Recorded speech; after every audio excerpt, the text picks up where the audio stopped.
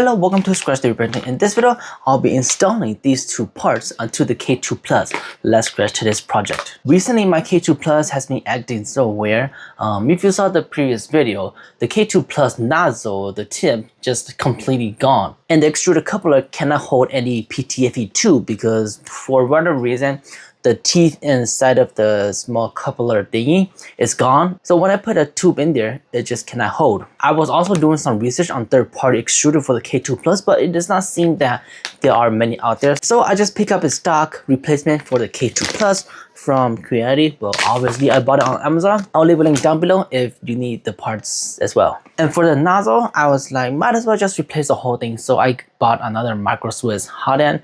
I'll leave a link down below if you are interested in this. And if you are gonna purchase, use the code SCRATCH10 right here to get 10% off from your entire purchase. So let's go ahead and unbox this and the cover there. Then I will show you how to replace all of this onto the K2 Plus. Oh, and by the way, I got this sticker from Microswiss. I'm not sure if they did not cut this because the one that I got earlier looks like this and the one today looks like this. So I don't know, maybe they just did not cut it, but it's fine.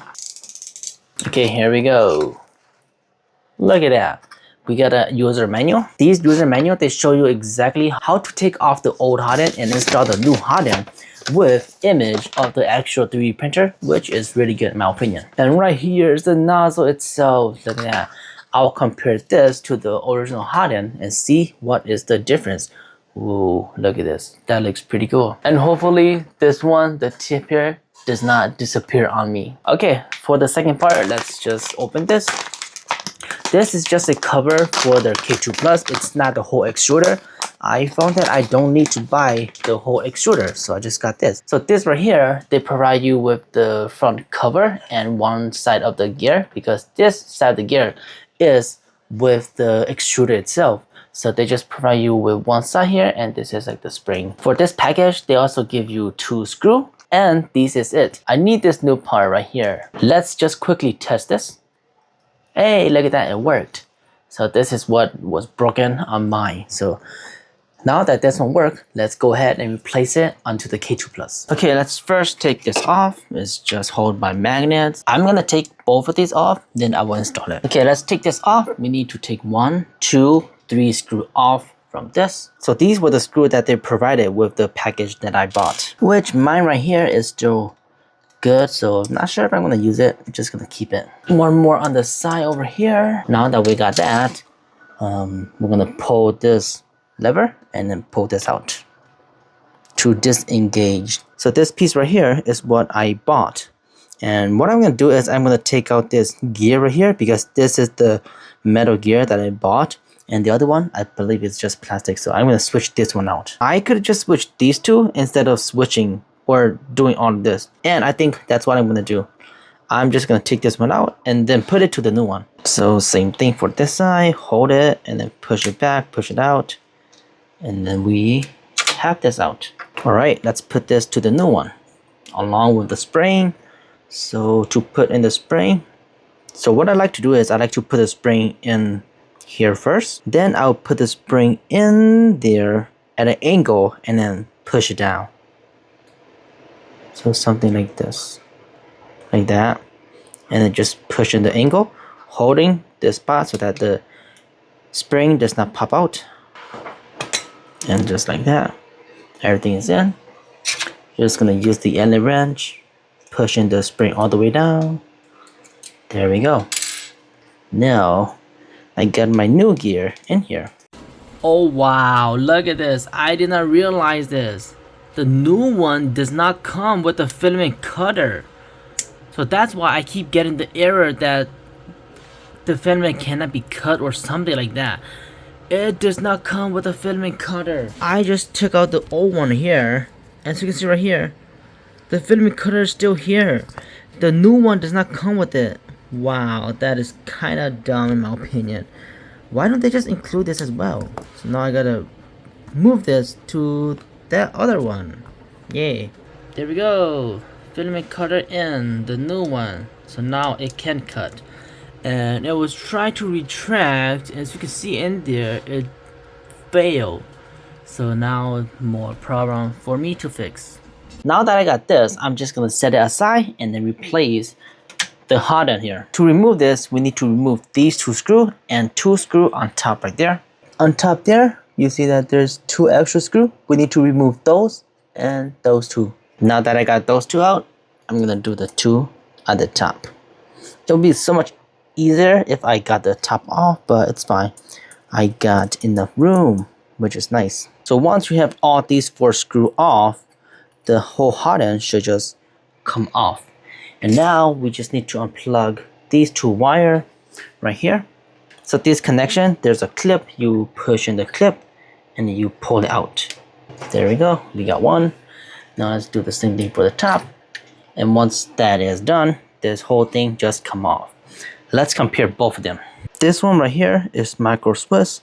This one right here is Creality. From the front here, I can tell that Microswiss heatsink is so much bigger than Creality. It's so much bigger, thicker, larger. Everything about it is just a lot bigger, the heatsink. And if we look at the nozzle seems to be very similar, but now that I see it here, it's a little bit different. Microswiss is a little bit smaller than Creality. Okay, I just took off the cover and we can see here that they are kind of similar but different in the way. For Creality, this one can swivel, as you can see right here. It can move back and forth, which I don't mind, but I don't know. I'd rather just have it stuck in one place like this so that you cannot move them and they're just better overall, I guess. But hey, it is what it is. Okay, let's install Microswiss one on.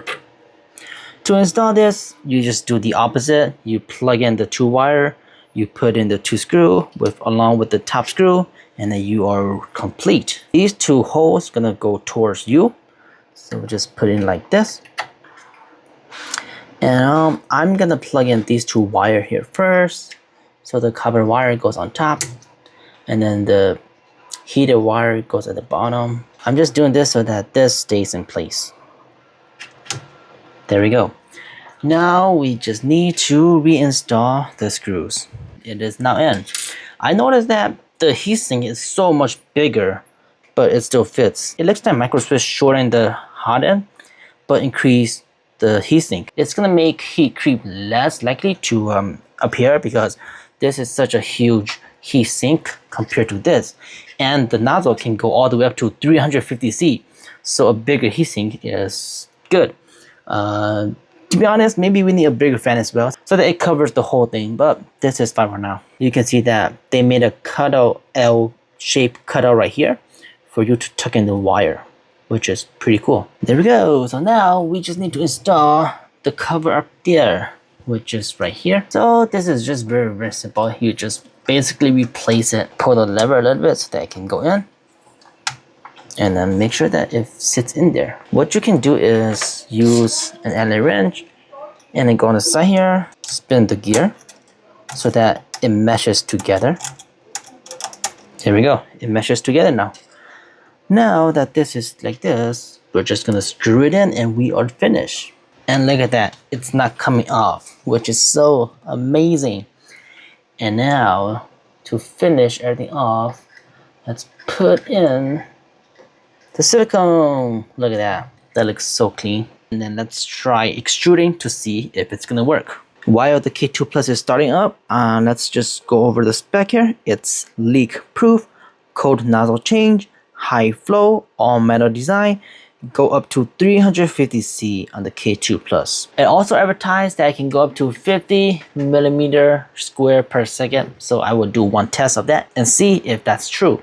And look at that, it went through. The tube does not pop out. There we go, look at that. It flows out so nicely. Let's do a max flow rate test right now. So right now I'm gonna be doing the max flow rate, and many of you ask, how do I do that? So this is Orca slicers.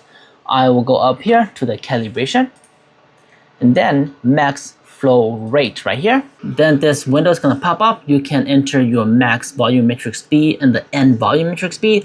So for this, I'm gonna do 65. I know they say only up to 50, but from my past experience, I know that it can do up to 50. So I'm just gonna do 65. And right here, the start, I'm gonna be starting at 30 because I know that the stock hot end on the K2 Plus can do up to 30-ish. I think they advertised about 35 or something like that. I forgot, but I'm gonna start at 30 and then gonna end at 65. The increment, the steps, I'm gonna go up by 1 and then we will see how this goes. Click OK. This is a little bit taller than I want. So maybe if you don't want that, you can do the step by 2. But in this case, it's not gonna be exactly 65, but I think it's gonna be fine. So let's do that. And we got a smaller one, which is nice. So now we just have to print this and see the results. Stopping on the second turn right here. It keeps doing that. I don't know why. Could it be that this is the new test for Orca Slicer? Because that never happens with these tests before. So I don't know. But it's looking good and we have to wait and see the finished result. It's looking pretty good now. That's how you install Microswiss Hotend to the K2 Plus and the front cover replacement.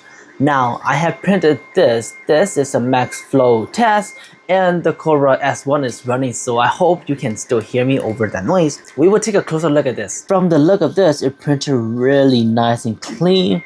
It's like almost up to this point where it starts to go kind of bad. And if we take a look at this, this is the front. So right here seems like it did not extrude that well. It didn't really have enough time to cool down here to stick onto the part, but everything else looks really good besides this part right here as well. But we will check right here. So this is where it starts to go bad. But really, I feel like around right here, it's when it started to go bad because it's really consistent throughout the whole thing. So we're gonna measure right here. So about 15 when it starts to go kind of bad. Over here at 17, it starts to go really bad. We can definitely see that right here-ish, it starts to go bad. So that is around 15 as well. So let's just go with that number. And if we go to the slicer, we scroll down to about 15, 14.92. And if we look at the bottom here, the flow is 59. Look at that. That is so good. 59 is so much more than the advertisement 50. So that is when it starts to go bad. And there are still many other layers on top of that as well. 59 is not bad at all. So there you go. The Microswiss on the K2 Plus can do about 59 max volumetric flow speed. And about the cover for the extruder, what surprised me was that there's no filament cutter. I feel like they should have included that filament cutter with the new front cover for the extruder for the K2 Plus. But they didn't provide it, so I just used the old one and replace it. So I just used the old one and replace it onto the new one. But that'll be it for this video of me fixing my K2 Plus again with Microswiss Hotend and a new coupler, front cover, extruder for the K2 Plus. That'll be it for this video. Leave a like if you enjoyed this video. Don't forget to subscribe to the channel because more amazing stuff like this is coming. And if you haven't yet become a member of the YouTube channel, it helps me tremendously. And as always, keep on 3D printing.